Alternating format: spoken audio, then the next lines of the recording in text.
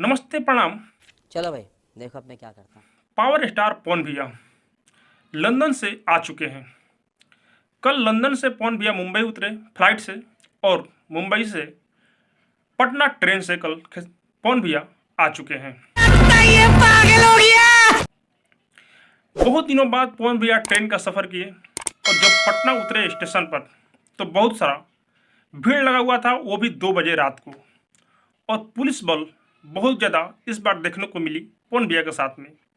हमको तो ऐसा लग रहा है कि पवन भैया अब अपने चुनाव का प्रचार प्रसार करने में बिजी हो चुके हैं, सब क्या देखना पड़ रहा है। अच्छा है मैं अंधा हूँ।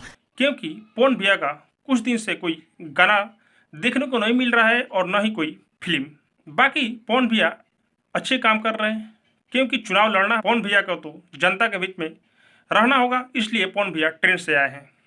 अच्छा, और हाँ, 2 तारीख को पवन भैया का एक शो भी है, वो कलकत्ता में, इसलिए पवन भैया पटना में आ चुके हैं।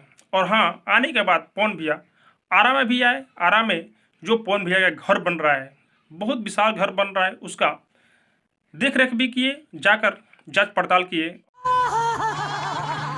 और हाँ, पवन भैया कल महावीर मंदिर में जाकर दर्शन भी किए, और बहुत सारे लोग पवन भैया जिंदाबाद का नारा भी लगा कल।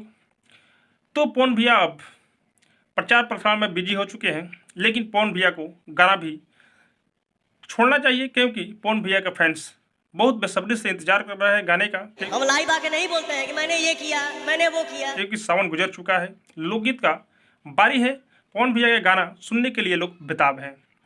आप लोगों को क्या लग रहा है, कमेंट में अपना राय जरूर दें। और हाँ, अब तक मेरे चैनल को सब्सक्राइब नहीं किया है तो सब्सक्राइब कीजिए, लाइक कीजिए, शेयर कीजिए, क्योंकि मैं भोजपुरी का अपडेट आप लोगों तक पहुंचाता रहता हूँ।